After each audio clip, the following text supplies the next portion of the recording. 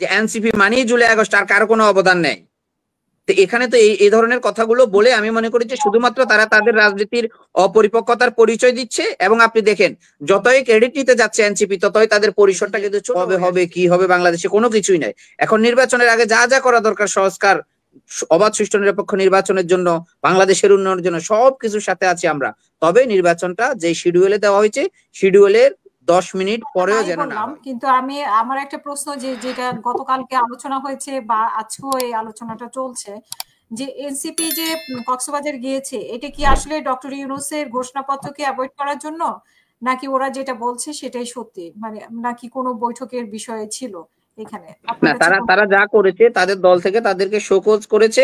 তাদের দলের যে ধরেন ওই মুখপাত্র ছিল, প্রধান আহ্বায়ক, তিনি কিন্তু সেই অনুষ্ঠানে ছিল এবং সদস্য সচিব ছিল। তাদের দলের মূল দুইজন নেতা সেখানে ছিল।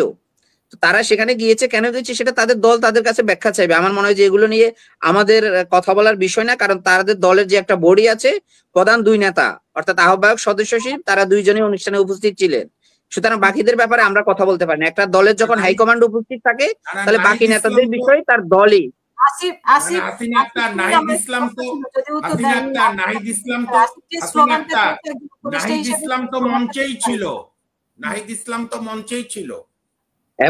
এবং ধরেন এই 5ই আগস্টের পরে আমরা আরেকটা ভুল করছি। সেই ভুলটা হচ্ছে ধরেন মুক্তিযুদ্ধ বললেই আওয়ামী লীগ, অর্থাৎ যারা আওয়ামী লীগ করছে তারা মুক্তিযুদ্ধের পক্ষের শক্তি। এখন আমরা আরেকটা জিনিস, সে একই ন্যারেটিভ, যারা এনসিপি করছে তারা জুলাইয়ের পক্ষের শক্তি, এটা আমরা মানতে পারছি না। এই কথা বলেই কিন্তু বিতর্কগুলো সৃষ্টি হয়েছে। সুতরাং যারা এনসিপি করছে তারা রাজনৈতিক দল করছে, তারা জুলাইয়ের পক্ষের শক্তি না। সবাই যারা আছে তারা তো থাকবে, সব পার্টির মধ্যে জুলাইয়ের পক্ষের শক্তি আছে।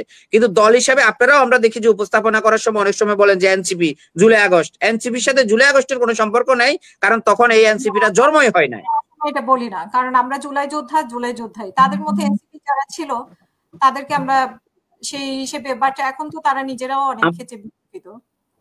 না, সেটাই আমি বললাম যে এই ন্যারেটিভটার কারণে কিন্তু একটা দল পালিয়ে গেছে। সুতরাং এই ন্যারেটিভটা যদি তারা আবার সামনে নিয়ে আসে যে এনসিপি মানেই জুলাই আগস্ট, আর কারো কোনো অবদান নেই, তো এখানে তো এই ধরনের কথাগুলো বলে আমি মনে করি যে শুধুমাত্র তারা তাদের রাজনীতির অপরিপক্কতার পরিচয় দিচ্ছে। এবং আপনি দেখেন, যতই ক্রেডিট নিতে যাচ্ছে এনসিপি, ততই তাদের পরিসরটা কিন্তু ছোট হয়ে আসছে।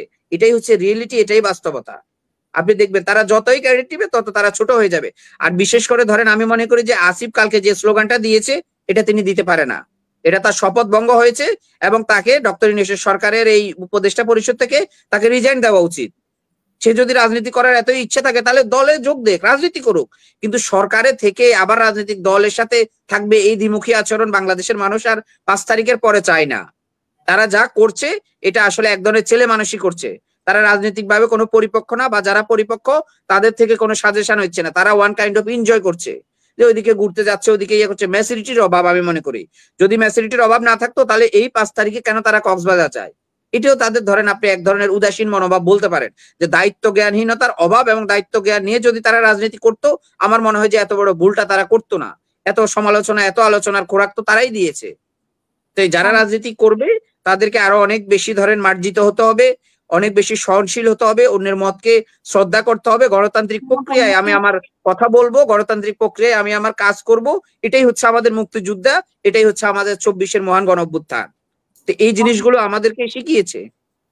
আমি শুধু সবশেষে আপনাকে এটাই বলবো, আমাদের প্রধান উপদেষ্টা চ্যালেঞ্জ নিয়ে যে নির্বাচনের তারিখটা ঘোষণা করেছে, আমরা নির্বাচন না হওয়া পর্যন্ত প্রধান উপদেষ্টার সাথে থাকবো। প্রত্যেকটা রাজনৈতিক দল, বাংলাদেশের প্রত্যেকটা দেশপ্রেমিক ছাত্র এবং জনতা। কেন থাকবো?